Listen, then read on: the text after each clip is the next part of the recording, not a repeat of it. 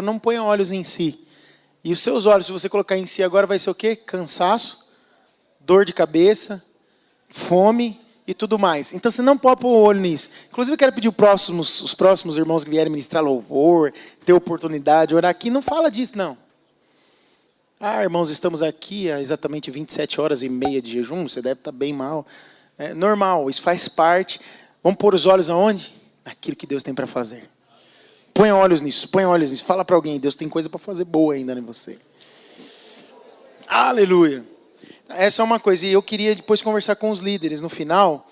É uma conversa de 5 a 10 minutos, com os líderes de célula e com os discipuladores também, no final da nossa reunião aqui, tá bom? Prometo que eu não vou demorar. Então eu falei sobre o que primeiro? Qual foi a mensagem que eu compartilhei com os irmãos ali no final da manhã? Aliás, qual a mensagem nós ouvimos ontem à noite? Tá bom, qual é o coração cerne da mensagem? Deus distribui talentos aos seus filhos, certo? Para uns ele distribui, vamos do menor para o maior, para uns ele distribui do menor para o maior. Para outros ele distribui? E para outros? Quantos você tem?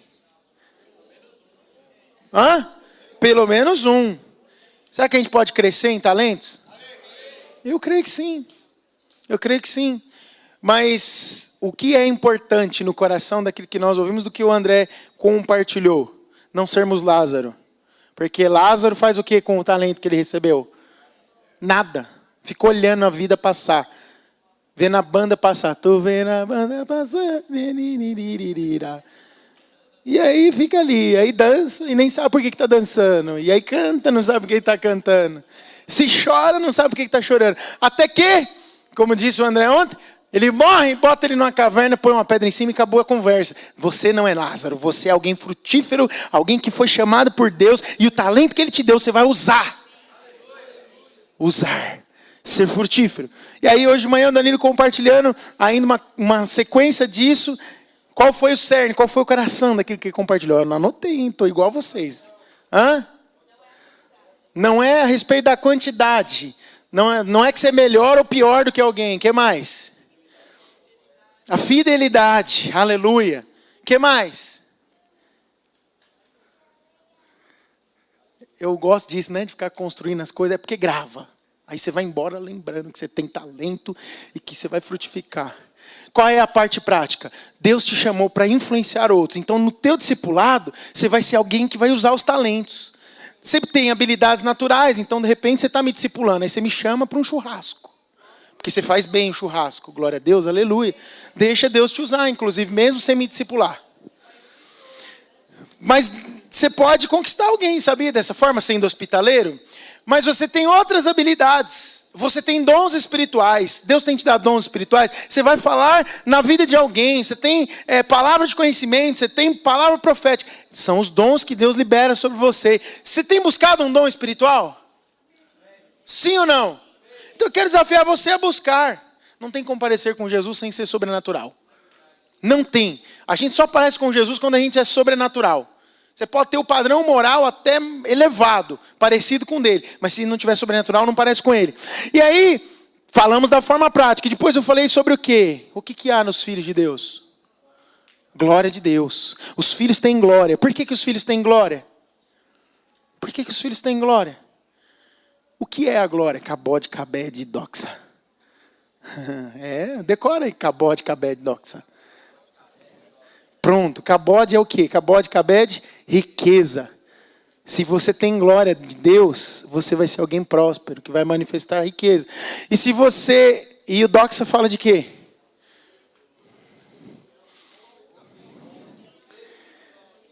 Um bom pensamento a respeito de alguém que aponta para louvor, honra e glória. E o cabede significa peso. Peso. Responsabilidade, importância que se dá àquilo que é a presença de Deus, aquilo que é a glória de Deus para nós. Então, essas são as palavras originais que traduzem glória, tanto no Velho quanto no Novo Testamento. Mas aí, você vê como a revelação da gente é ampliada. O Danilo compartilhou algo comigo, ele falou assim, nossa, o Senhor falou algo tão forte comigo quando você estava terminando a palavra de manhã, que foi que vou falar o que ele falou, tentar falar o que ele falou, que nós somos tão favorecidos quanto Maria foi. É a mesma palavra, lembra qual era a palavra que traduz o muito favorecida para ela? Que foi a que Paulo usou aqui, até quero ler até o versículo que Paulo usou, que é lindo. Efésios capítulo 1, 6, Paulo disse assim: para louvor da glória da sua graça, que ele nos concedeu gratuitamente no amado. Para louvor da glória de sua graça, que ele quem? O Senhor nos concedeu gratuitamente no amado. Quem? O Filho amado. Concedeu gratuitamente é uma palavra só, que é o quê? Charito. Charito. Parece coisa do Chaves, né? Charito. Mas essa palavra, que é uma palavra, em português são duas, concedeu gratuitamente, é a mesma palavra que só é usada mais uma vez em todo o Novo Testamento, em Lucas 1, 28, que diz, muito favorecida, quando o anjo chegou para Maria e disse, alegra-te, muito favorecida. Aleluia. Foi aí que ele falou assim, nossa, quando você falou aquilo, explodiu algo no meu coração. Você percebe que o Senhor amplia nos corações? Que às vezes Deus está falando algo com você que eu não consegui nem dizer. Porque é a palavra de Deus que está falando, não sou eu, é o Espírito que está movendo. E aí ele falou assim, nossa, eu pensei nisso. Eu falei, uau, eu sou tão a gente pensa que os católicos, por exemplo, né, eles têm Maria como uma deusa, digamos assim. Ela tem poderes de Deus. Ela é tão importante quanto o Senhor Jesus o foi. Mas a gente percebe o grande favor de Deus sobre a vida dela, dando a ela o privilégio de gerar o próprio Salvador. A gente fala, uau, quanto favor na vida de uma pessoa. Aí o apóstolo Paulo vem e fala assim, ele nos concedeu gratuitamente, ele charito nós também. Charito Maria e charito você. É isso. Você está entendendo? Eu estou falando grego, né? É isso. O mesmo favor que estava sobre aquela mulher que gerou o Salvador. É o favor de Deus sobre a nossa vida, porque ela gerou o Salvador para mim e para você. Aleluia. E aí eu falei sobre posição e estado. E agora eu quero, só para concluir, falar para você uma coisa. Primeiro eu disse, não ignora o seu estado. Não ignora. Você, por causa da sua posição, o seu estado vai melhorar. Vai melhorar. Porque quando você botar os olhos na posição, o estado vai melhorar. Quantos podem dizer amém? É a tua posição que influencia o seu estado, e nunca o seu estado que influencia a sua posição. Mas aí a gente pensando sobre isso, a gente pergunta o seguinte, mas por causa do meu estado, Deus pode eventualmente me disciplinar? Sim ou não? Sim. Deus disciplina aquele que ama. E é óbvio que Deus nos disciplina como filhos que somos. Sua posição ela não muda. A posição não muda. Deus te vê como o quê? Como é que Deus te vê? Como filho, o que mais? Charito, favorecido. Que mais? Amado, justo. Deus te vê como justo? Sim. Deus te vê como um santo. Deus te vê como inculpável. Por quê? Porque é a questão da sua posição. Você tem uma natureza diferente hoje. A natureza corre nas suas veias. A mesma natureza de Cristo. Por quê? Como disse lá em João, né? João 15, nós somos ramos enxertados na videira verdadeira. Então, a mesma seiva que corre lá no tronco principal foi compartilhada conosco. Nós somos ramos enxertados na videira. E porque estamos enxertados nela, estamos dando fruto. Vai dar fruto. Em algum momento, se é videira enxertada na videira verdadeira, se é ramo enxertado na videira verdadeira, vai dar fruto. Vai dar fruto. Em algum momento vai começar a explodir fruto para todo lado. Você é esse, eu sou esse. Mas isso não significa que Deus não vai te corrigir de alguma forma. Em alguma necessidade. Por quê? Porque a disciplina de Deus, ela jamais vai mudar a sua posição diante dele. O Senhor te disciplina, mas isso não muda a posição. E a extensão da correção, ela é exata na medida do amor. De novo, a extensão da correção que Deus faz, ela é exata na medida do amor dele por mim e por você. Se eu vejo meu filho, o Heitor ou o Henrique, um dos meus filhos, vez por outra fazendo alguma coisa que está errado, eles estão cometendo um erro. E vejo que aquilo pode vir a resultar numa grande perda para eles dois. Qual vai ser a minha atitude como pai?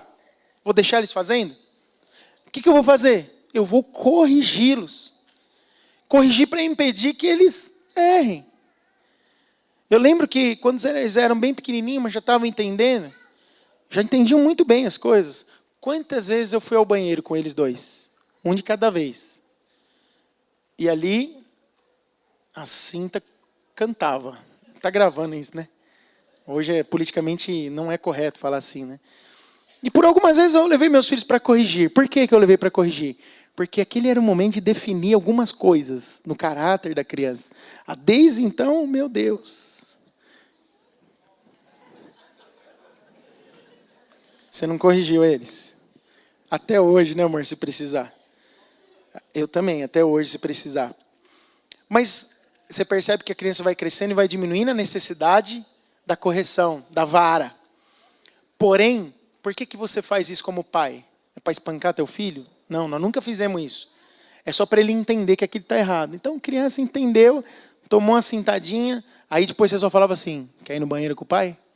Não, pai, que banheiro? Não estou com vontade. Né? E aí você ensina o seu filho por quê? Porque você ama. Você sabe que aquilo que gera perda, você não deseja para ele. Então você corrige para que ele não sofra perda. Deus te corrige para que você não sofra perda. É o mesmo coração. Deus nos corrige porque Ele não quer que nós soframos perda. Quando nós amamos, nós corrigimos. Nós nunca vamos ignorar. Deus não te ignora porque Ele te ama. Olha só o que está escrito em Hebreus 12, 5-9. E estáis esquecidos da exortação que como filhos discorre convosco? Filho meu, não menospreze a correção que vem do Senhor, nem desmaies quando por Ele é reprovado. Porque o Senhor corrige a quem ama e açoita todo filho a quem recebe. É para a disciplina que vocês perseveram. Deus vos trata como filhos, pois que filho há que o pai não corrige? Mas se estáis sem correção, de que todos se têm tornado participantes, logo, sois bastardos, não sois filhos. Ou seja, quem não é corrigido não é filho. Está entendendo o texto bíblico? Além disso, tínhamos os nossos pais segundo a nossa carne, que nos corrigiam e os respeitávamos. Não havemos de estar em muito maior submissão ao Pai espiritual e então viveremos? Então, irmãos, a correção que vem do Senhor é para produzir vida e nunca morte. Deus não manda câncer na tua cabeça para produzir morte. Isso não é de Deus. Deus não faz isso. Eu não mando. Se eu tivesse poder, eu não ia mandar uma doença no Heitor, no Henrique. Ah, é? Enfiou o dedo na tomada, agora eu quero mais que tome 3.000 de choque, 3.000 volts, e vá parar na UTI. É isso? Esse é o coração do pai? Se você tem certeza que eu não desejaria isso para o Heitor, por que você acha, ou por que você acharia que Deus faria isso com alguém? Se eu sou mau, sei dar boas coisas aos meus filhos, quanto mais o Senhor sabe dar boas coisas aos seus filhos. Ele nos ama. Então a disciplina de Deus não tem a ver com morte, mas tem a ver com vida. Deus disciplina para gerar vida. Vida. Podia entrar em outras coisas, como que Deus disciplina, o que Deus faz. E esse texto mesmo, quando a palavra correção no original, fala de expor e trazer para a luz. É isso que fala aqui no texto de Hebreus capítulo 12. Você quer correção maior do que essa? Imagina se o Danilo conta só para mim e para a Deise que ele acha que a Larissa cortou o cabelo e está feio. Já pensou? Aí o que vai acontecer? A Larissa vai ficar muito triste se descobrir isso, não vai? As irmãs ficaram com a cara meio assim, né? A Emília está quase chorando lá agora. Né? A exposição do pecado, eu usei o cabelo, né? E usei vocês dois. Não, seu cabelo está ótimo, Larissa, está tudo bem. Porque se ele cometer algo que seja danoso para Larissa, que machuque o coração dela e machuque a alma dela verdadeiramente, a forma como ele vai ser, como ela pode ser, que ele pode ser transformado e o Senhor corrigir o Danilo, é expondo, trazendo para a luz aquilo que ele fez e que ficou em oculto. Isso acontece para que nós sejamos curados. Deus traz luz na nossa vida para nos disciplinar. Isso é muito sério. Você quer correção maior do que trazer para a luz? Não tem correção maior do que trazer para a luz. Se eu faço alguma coisa em oculto lá no meu quarto e o Deus está vendo que aquilo está me levando para perdas, o que Deus vai fazer em algum momento? Trazer para a luz. Por quê? Por que Ele vai trazer para a luz? Porque Ele me ama e Ele quer que eu seja filho amado, herdeiro de tudo que Ele falou que eu posso ser. É por isso que Deus vai trazer a exposição. É porque Ele me odeia? Não. É porque Ele me ama. Aleluia. Amém? Então tem disciplina. Para os mais pentecostais aqui que gostam de uma fala, papai, tem disciplina. Tem muito amor. Tem vida de Deus. Eu entendo minha posição. E não é porque eu entendo minha posição que o Senhor não vai me corrigir em determinados momentos. Vai me corrigir. O Senhor vai falar, não é... Agora, eu entendi a graça, o meu estado ele começa a ser alterado por causa da minha posição. Deus pensa coisas boas a meu respeito. Deus pensa coisas boas a seu respeito. E porque Ele pensa coisas boas ao nosso respeito, Ele quer que nós pareçamos cada vez mais com Cristo. Você vai sendo transformado nisso. E para finalizar, dê glória a Deus. Fala para o seu irmão, dê glória a Deus, irmão. Dê glória a Deus. Agora eu não sei se o seu entusiasmo foi porque eu disse que estou terminando, ou se porque você está dando glória a Deus mesmo. Mas dê glória a Deus. Aleluia. Pensa comigo, se nós entendemos essa definição de glória a Deus, e que glória significa uma opinião positiva a respeito de alguém, que resulta em louvor, honra e glória, significa então que ter uma opinião positiva a respeito de Deus é dar glória a Deus. Veja, a definição que eu falei para você é uma definição comum para a palavra doxa usada no Novo Testamento em qualquer circunstância. Toda vez que você vê glória escrito no Novo Testamento, a definição primária dela é pensamento positivo a respeito de alguém, que remete a louvor, honra e glória. Então, se você pensar algo positivo a respeito de Deus, você vai dar glória a Ele. Mas peraí, pastor, como é que dá para pensar algo negativo a respeito de Deus? Eu deixei meu celular lá por causa da música, eu estou sem a Bíblia aqui, eu queria até abrir ela com o significado aqui, mas vamos abrir essa bibliona aqui. Romanos capítulo 4, versículo 20, diz assim a palavra. Romanos 4, 20. Mesmo assim, não duvidou, nem foi incrédulo em relação à promessa de Deus, mas foi fortalecido em sua fé e deu glória a Deus. Vamos ler, está projetado, aleluia. Eu li o 20, põe no 18 aí. Acho que o 18 traz o contexto para nós. Os irmãos podem ler para mim, por favor?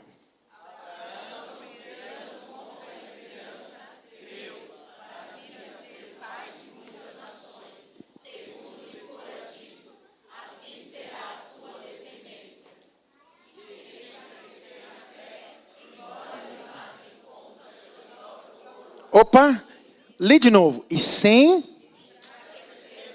embora...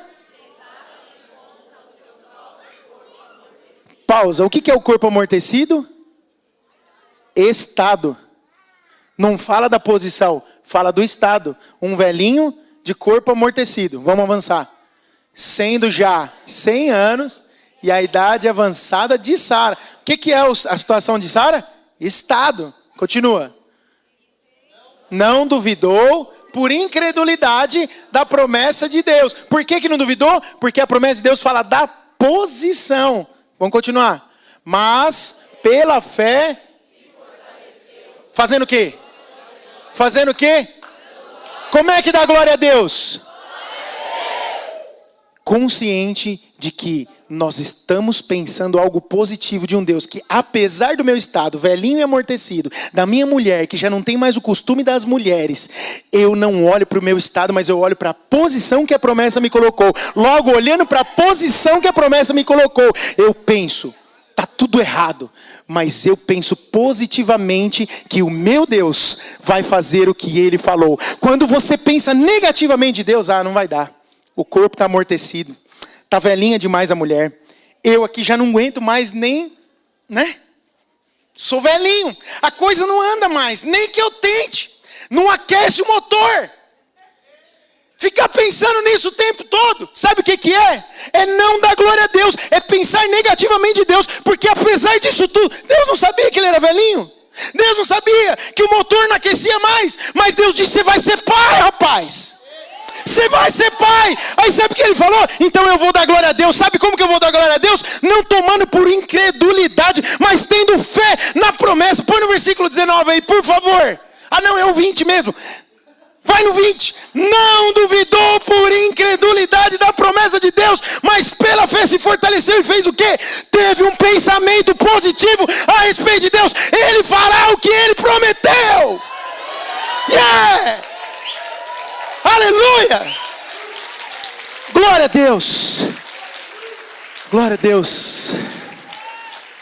Olha o que Paulo está dizendo, olha o que Abraão fez. Abraão deu doxa a Deus. Abraão pensava coisas boas a respeito do pai que ele tinha. Dê glória a Deus. Dê glória a Deus. Deus disse, Deus vai fazer. Deus falou, Ele vai cumprir. Não importa se está amortecido ou se você acha que reviveu. Não importa se o estado é o melhor ou o pior. Se Deus falou, creia na promessa e dê glória a Deus. Toda vez que você abrir a tua boca agora para dar glória a Deus, pense, eu estou manifestando fé. Aonde podia vir incredulidade, eu vou manifestar fé. Glória a Deus, glória a Deus, glória a Deus, glória a Deus, glória a Deus, glória a Deus, glória a Deus. Esse é o significado de ser forte na fé, irmãos. Isso é ser forte na fé. É pensar positivamente a respeito de Deus. Mas entenda, não é mantra do yoga isso aqui, tá bom? Porque os irmãos aí confundem isso, né? Fica pensando, positivo. Deus é bonito, criou os céus, a terra, a lua e o mar. Não. É esse o conceito de tudo que eu já falei que eu não vou repetir aqui. Amém? Pense positivamente a respeito de Deus. Porque as pessoas possuem uma fé que é fortalecida. Aleluia. As pessoas que possuem essa fé fortalecida, elas têm sempre uma boa opinião a respeito de Deus. Você tem alguma coisa boa para dizer de Deus? Você tem? Acho que o Danilo falou isso aqui, né? É entusiasmante você chegar numa roda onde alguém está falando alguma coisa que o interlocutor, o que está falando no momento, é entusiasmado. É entusiasmado. Aí ele deu o exemplo da pessoa que estava na academia e estava tendo resultado. Fala com entusiasmo, não é? É entusiasmante. Nossa, perde 3 quilos para você ver como dá uma alegria. Você já começa a achar, você já começa a olhar no espelho e falar assim, nossa, daqui a pouco aparecem os gominhos. 3 quilos a menos, né? Uau! Aí dá aquela virada já assim. Só se olha de lado no espelho, né? Por quê? Porque você está entusiasmado. É a mesma coisa falar de Jesus com realidade. Pensando positivamente a respeito dele. Você pensa de Deus coisas boas. Coisas boas vão acontecer na sua vida. Dê glória a Deus, irmão. Dê glória a Deus. Muitas pessoas não têm a opinião positiva a respeito de Deus. Por isso que elas não conseguem ter fé para receber. Muitas pessoas não doxam de Deus. Pensam coisas positivas a respeito de Deus. E aí elas não conseguem receber. Comece a pensar as coisas positivas. Deus falou, irmão. Então Ele vai cumprir. Deus falou, irmã. Ele vai cumprir. Deixe que a glória de Deus enche seu coração de alegria. Lembre-se sempre disso. Nada pode mudar sua posição. Então a opinião positiva de Deus a seu respeito, ela é imutável. Não permita então que a posição dele no seu coração seja mudada. Não permita que Satanás plante algo completamente oposto ao que você como filho pode ter. Deus é imutável, nós somos variáveis, volúveis.